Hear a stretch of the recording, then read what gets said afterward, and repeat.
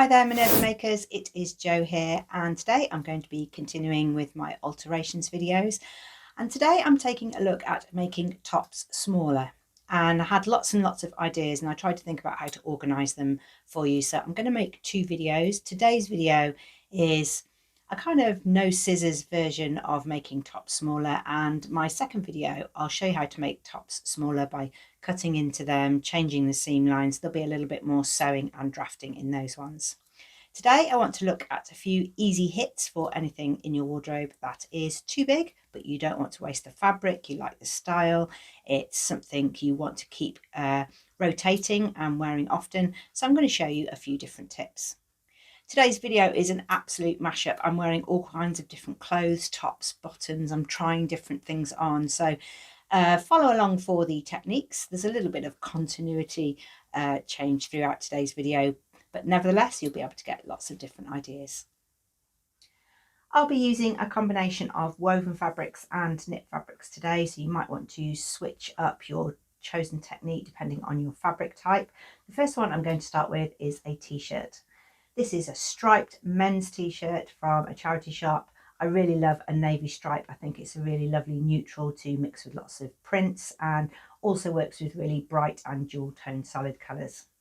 It's a little bit long for me, but actually the shoulder fit is pretty good and the sleeves aren't too bad, but I might go back and change them. Let's take a look at how we can just do a really quick fix, no scissors, no sewing, just a way of making your top look smaller.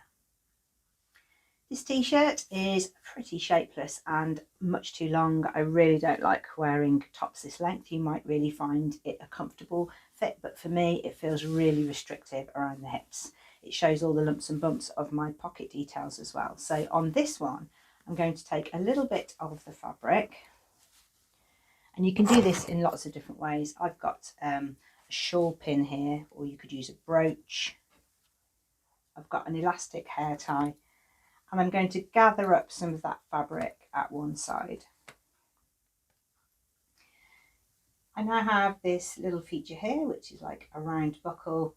The hairband is disguised on the back, and it just takes the t-shirt up, it pulls it in here at the waist, and it's just created a really different feel to the top. You don't have to use something round, you can use something square. It's a really interesting technique to work with stripes because you can start to move them in different directions. This one I've got higher up. You could take your t-shirt a little bit shorter so you get more of this style. You can have a play around with maybe seeing if you want to change the length of any of your tops. Maybe that would give you a little bit more fitting here if something is very oversized.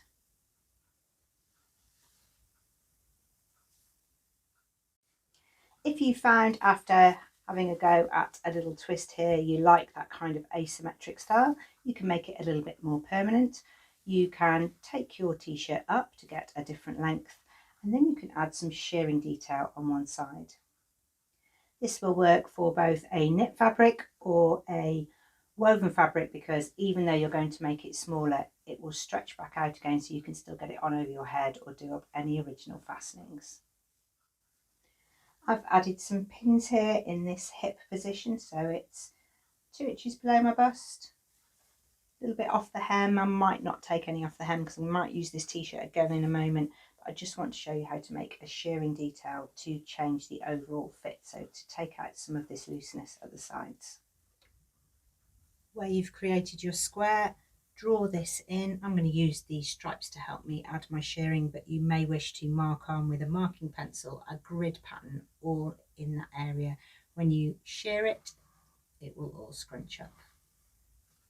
You need to mark it from the right side because you're going to sew from the right side so that your shearing is on the back and your good thread match is on the right side.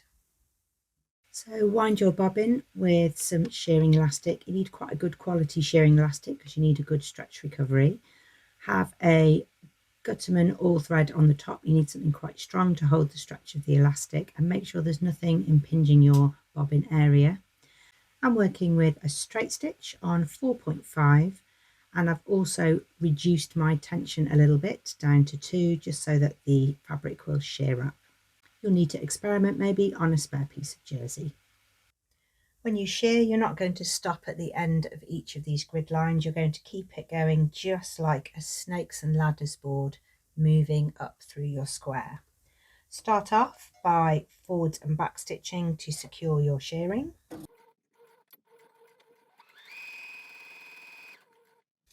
When you get to the end, lift the foot, pivot, and then move up to your next stripe or your next marked line.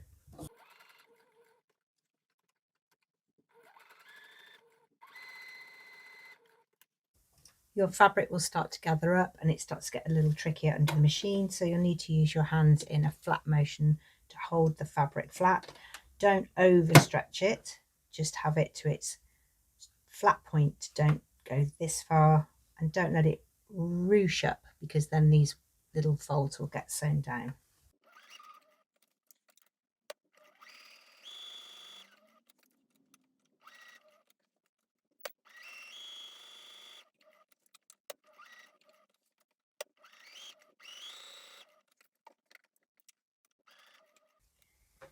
You might find that you like that just slim sheared panel there. You could do another one on the other side. That would bring this side in as well.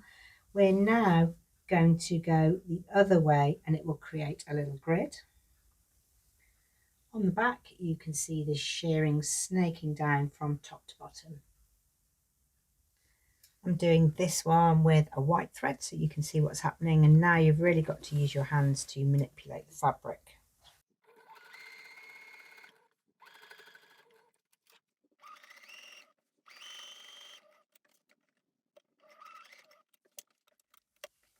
It creates a bubbly little stretchy grid feature. This feature replicates what we did with the hairband, but you get a little grid here and it's all a little bit bubbly. It's nice. It's a lovely little textural feature. You may wish to take a little bit more off the length. You can experiment. You can put it on both sides. You can do it on the back if you want to. You could have 4 of them. However much you want to take your t-shirt in, you can put more of these in more places, because the shearing pulls up some of the fabric. Don't make it too short, otherwise that pull up of the shearing will pull it above your waistband, unless you want a cropped version, which you can also do with this technique. It doesn't make a big difference, it just takes a little bit of ease from the sides. Okay, next up, let's take a look at some shearing, but this time on a woven fabric.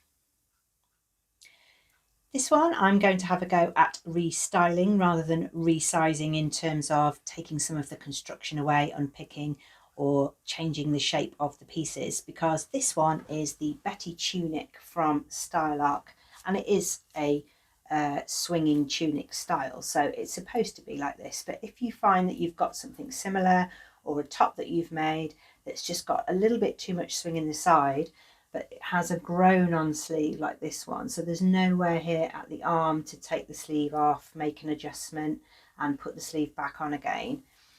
It's utilising all of this lovely drape of the Eco Vero viscose linen.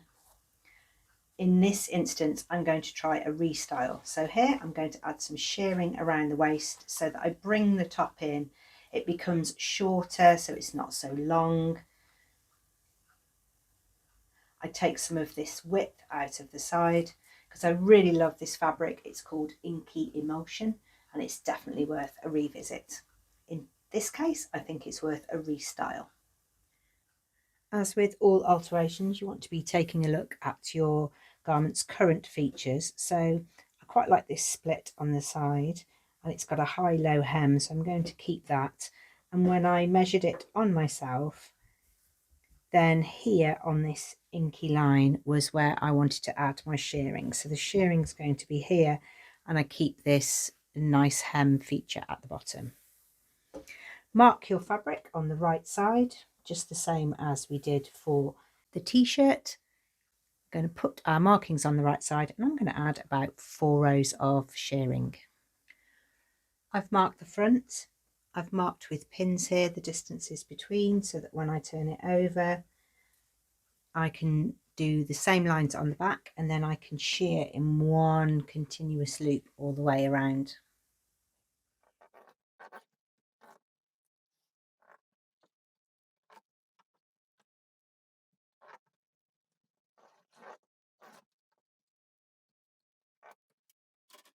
Make your first line of shearing really accurate along that line, and then you can use that to help you with your second line of shearing. I've got a chalk line as well, so that's also helping me to keep the distance between the two lines. You'll need to hold the fabric flat after you've done your first row of shearing so that you're not creating any puckers or folds in the fabric. You can make these as wide apart as you like. You'll need to keep trying on for fit. I've got 3 rows there, so I'm going to give that a little try on and see how long the peplum is on the bottom. I needed all 4 rows of shearing, so I've added those, and now it's time to try on. Okay, well, it's definitely brought it in a little bit and given me a different shape. I've kept that high-low hem. It's quite long at the back, so I may wish to change that if I want to.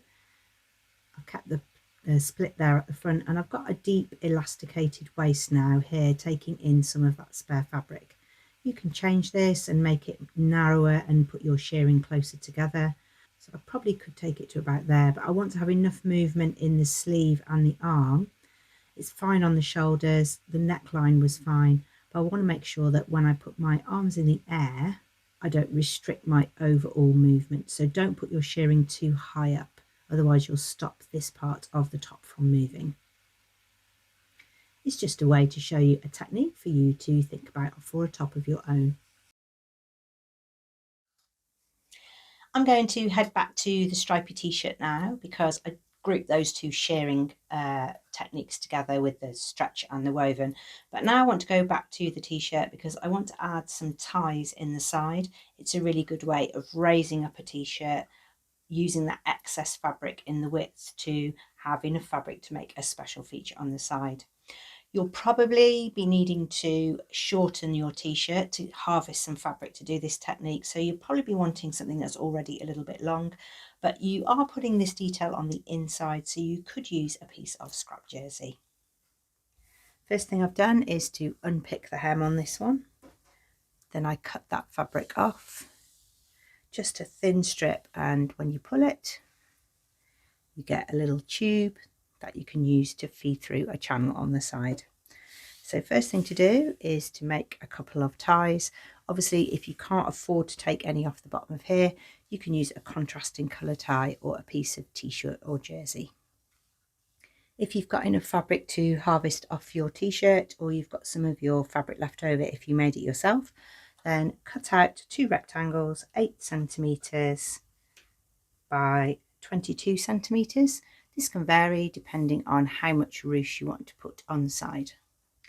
Press in a seam allowance so that you've got a rectangle of jersey that you can put on the inside seam.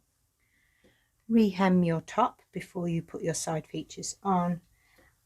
Take your rectangle and put it just above the hem. If you leave a big bit at the bottom of here, when you tie a bow in the side and draw this up, you'll get a sort of kick in your hem. So don't have it too far above the hemline. Cover over the seam allowance. If it's a top you've made yourself and you've got wider seam allowances than this, press them to one side so that everything is nice and flat and you don't get extra bulk. Pin your rectangle in place, and you're going to sew up both sides of the channel, but you're not going to sew through the top and the bottom, because this is where you're going to take your tie up over the top, back down, so that they come out at the bottom, and then we can draw up this channel. You'll also need to sew down the middle so that your ties can stay on either side.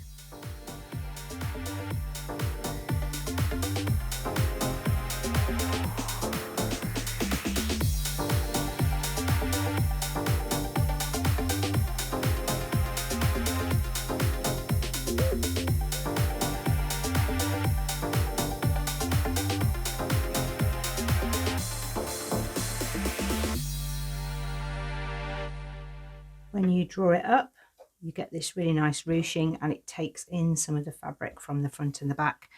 Your bow or tie will be on the inside. If you want your bow or tie to be on the outside, then you need to put your tab on the outside. This way you can just get long tails that hang down at the sides. You could add little metal ends here if you want to give a little feature. You can just tie a knot in the ends. After you've tried it on, if you like this technique to stop this tie from coming out in the wash, you can sew across the tie at the end where it goes through the top of the tab, and that will stop it coming out altogether. When you want to wash a top like this, it's a good idea to pull the tabs back flat. Then all of this can wash well, and then you can draw it back up when you want to wear it again. The best way to see this is when you wear it. This is a technique video, so there's lots of things I would still change. I'd make this a little bit shorter. This one has the bow on the outside with that little contrast patch. You can make this rectangle longer and take it up even more. This is the one with the rectangle on the inside. So I've put the little tabs on the end of there, little metal tabs, they hang down below. You could make your top smaller in the first instance by sewing along the sleeve seam, through the armhole and down the side, so you get a tighter fit of t-shirt in the first place, and then add these details. So there's a lot of food for thought there. I just wanted to show you this idea. It might give you a little bit of spark of inspiration. This side, where the tab is on the inside, is a little more versatile, because you could take the tabs out, pull this back through if you haven't sewn it, and wear the t-shirt straight or ruched. You could do one side or the other and have something asymmetric. So there's lots and lots of ideas to go for here. This men's long t-shirt has gone through various incarnations now. It's had a shearing detail. It's also had a tie ruche detail on the sides, but what's been great about all of these is they're all removable. So if you try them and you don't like them, you can unpick them. I used quite a long stitch length just in case I wanted to change my mind. Crucially, in today's video, nothing was cut off, so you can always return the t-shirt back to its original if you didn't like any of your ideas. Thank you very much for watching today. I've given you a few little things to go off and have a think about. And I'm also going to do a second video where I do some cutting and changing the seam lines on a couple of other garments. So do stay tuned for that. It will be over on our YouTube channel, Minerva TV. So do like and subscribe there. You'll get lots and lots of content there. Sew alongs, learn to sew videos, how to use your overlocker, pattern drafting, new fabric releases. It really is an inspirational place to be. And you can also join us on our website if you've seen the fabric, the inky one that you really like. That will be in the show notes below, so you can take a look at anything or any products that I've used in today's video. Thank you very much for watching, and we'll see you again soon.